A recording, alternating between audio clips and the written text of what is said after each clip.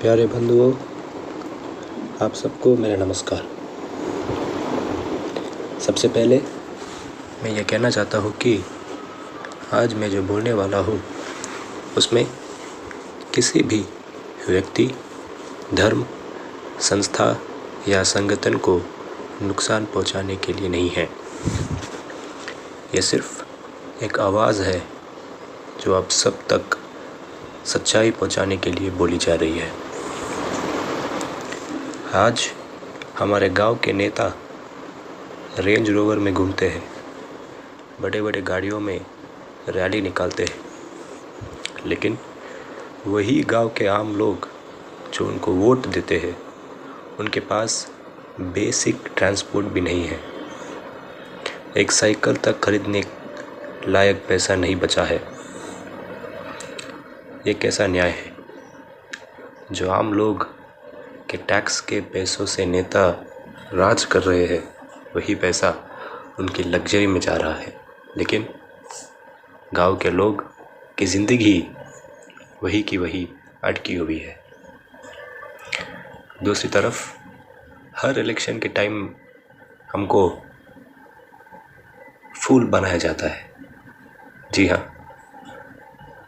Free बिजली, free पानी, free scooter, free ये, फ्री वो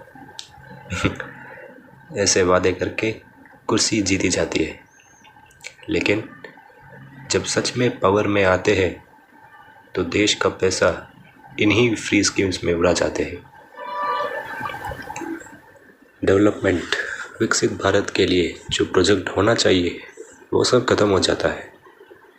स्कूल, हॉस्पिटल, रोड, गांव का इंफ्रास्ट्रक्चर सब पीछे ही रह जाता है। सेंट्रल और स्टेट एक दूसरे को ब्लेम करते हैं। स्टेट गवर्नमेंट कहता है कि सेंट्रल हमें पैसा नहीं देता, सेंट्रल गवर्नमेंट कहता है कि स्टेट गवर्नमेंट ठीक से गवर्न नहीं कर रही है, उनके सीएम ठीक नहीं है, उनके सीएम करप्ट है, उनके सीएम स्कैमस्टर है, उनके सीएम के पास 10 से 20 क्रिमिनल केसेस है और उन्हें अंदर पहुंचाना चाहिए। और असली नुकसान होता है आम इंसान का।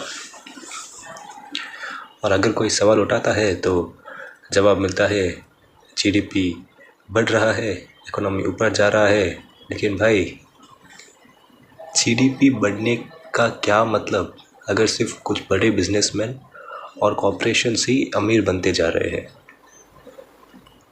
जब गांव के लोगों के पास बेसिक ज़रूरत ही पूरी नहीं हो रही है, तब जीडीपी आम इंसान के लिए एक नंबर से ज़्यादा कुछ नहीं है। क्या जीडीपी खाएंगे लोग? क्या जीडीपी पे चलेंगे गांव की बस और ट्रैक्टर? एक और बड़ी समस्या है हमारे समाज में दोस्तों, गैम्बलिंग और इजी मनी की आदत। आज के युवा क्विक पैसा के चक्कर में बेटिंग और गैम्बलिंग ऐप्स में उलझ जा रहे हैं। गवर्नमेंट के नए कानून बनाकर ऑनलाइन गैम्बलिंग ऐप्स को बैन किया। ये बहुत अच्छा स्टेप था। ये स्टेप एक ऐसा स्टेप है जो भारत को सचमुच डेवलपमेंट की ओर लेकर जाएगा, क्योंकि लोग अपना पैसा, अपना समय बर्बाद कर रहे थे।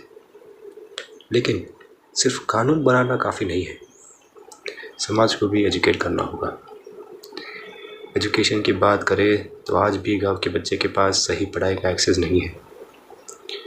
लोग एनजीओ ऑर्गेनाइजेशंस कॉलेज जाते हैं, हैकाथॉन करते हैं, वेबसाइट बनाते हैं, और क्या सच में किसी ने मॉनिटर किया कि क्या वो वेबसाइट एक गांव का बच्चा यूज़ कर रहा है? उसके पास इंटरनेट है? लोग अंधविश्वास में जी रहे हैं दोस्तों। बाबा और संत के नाम पर अपनी ज़िंदगी और पैसा दान कर रहे हैं। बाबा यूट्यूब पे करोड़ों कमाता है और गांव के लोग सिर्फ भक्ति और विश्वास में अपनी मेहनत का पैसा उड़ा रहे हैं। पूजा करते हैं उस बाबा का, पूजा करते हैं अमेरिका के प्रेसिडेंट का, पर अपने खुद की माँ बाप जिन्होंने उनको पैदा किया है, जिन्होंने उनको ये ज़िंदगी दी है, उनकी पूजा नहीं करते। उनकी पूजा छोड़िए, उनकी पाँव भी नहीं पड़ते। पूजा और धर्म अलग चीज़ है, लेकिन धर्म के नाम पे अंधविश्वास और एक्सपेक्टेशंस अलग है। सबसे ज़्यादा खतरनाक चीज़ है ये कि नेता लोग अपने रिलीजन को वोट बैंक मानते हैं। हमारे देश में दो तरह के पॉलिटिकल पार्टीज हैं।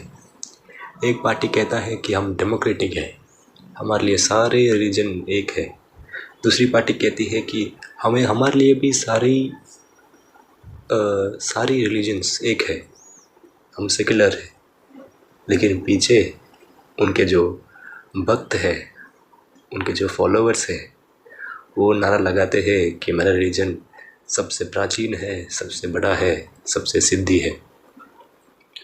लोगों के भावना को पढ़कर अपने धर्म को सबसे बड़ा, सबसे एडवांस्ड बताकर वोट लिया जाता है।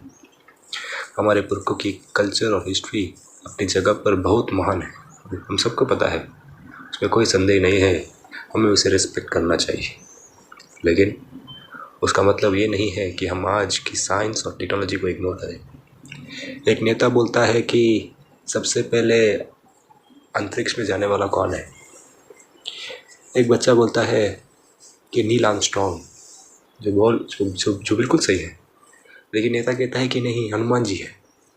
अरे हाँ भाई, हनुमान जी है, हनुमान जी हमारे भगवान हैं। और भगवान अंतरिक्ष क्या, वो तो पूरे ब्रह्मांड कहीं भी जा सकते। इसका मतलब ये नहीं है कि आप अपने रिलीजन को आज की एजुकेशन से ज़्यादा महा रिस्पेक्ट देते हैं। ये बच्चों पर बुरा असर पड़ेगा। अगर वो जिस बच्चे से आपने कहा कि हनुमान जी पहले अंतरिक्ष में गए थे, और कल को अगर उस बच्चे के किसी ने पूछ लिया बहुत बड़े एग्ज़ाम में या कहीं भी, और उसने अगर ये जवाब दे दिया, तो धक्के मार के निकाल देंगे इस बच्चे को, और उसका जिम्मेदार आप होगे। बच्चों को आज की एजुकेशन देने की जगह उन्हें पुराने युग के ज्ञान को मॉडर्न साइंस से ज़्यादा बड़ा बताकर मिसलीड किया जाता है। आज ये एक बहुत ही बड़ा नुकसान है। आज के युवा को, आज के गांव के लोगों को ज़रूरत है असली एजुकेशन की, टेक्नोलॉजी सीखने की, स्किल बिल्ड करने की, ताकि वो अपने गांव का डेवलपमेंट खुद कर सके, ना सिर्फ किसी पार्टी के प्रॉमिसेस से भरोसे बैठे रहे। मैं सिर्फ इतना ही कहना चाहता हूँ दोस्तों, अब वक्त आ गया है कि हम सोचें, समझें और अपने आप को इवॉल्व करें। सिर्फ वोट डालने से ड्यूटी पूरी नहीं होती। सोचें कि वोट किसको दे रहे हो, क्यों दे रहे हो, समझो कि असली डेवलपमेंट क्या है। दोस्तों, आज मेरी जो विचार है, जो मैं आपके सामने लेकर आया हूँ, वो थोड़ी कड़वा सच है। कुछ लोगों को पसंद आएगा, कुछ लोगों को पसंद नहीं आएगा, लेकिन मैं सिर्फ इतना ही कहना चाहता हूँ कि आप इसे एक अच्छे से ध्यान से सुने, सोचे, समझे कि मैंने ये क्या बोला है। अब मैं मानता हूँ कि मैंने जो बोला है उसमें कुछ सही भी होंगे, कुछ गलत भी होंगे, लेकिन मैंने सिर्फ अपने विचार को आप लोगों के सामने रखा है। ये आपके ऊपर है कि मैं इसे कैसे लूँ और कैसे समाज को दिखाऊँ। मैं उम्मीद करता हूँ कि लोग ये स्पीच और ये विचार सुने, वो अपने गांव, अपने शहर, अपने बच्चों को अपने देश के लिए सोचे, एजुकेट करे, खुद एजुकेट हो और दूसरों को भी बनाए। धन्यवाद। जय हिंद।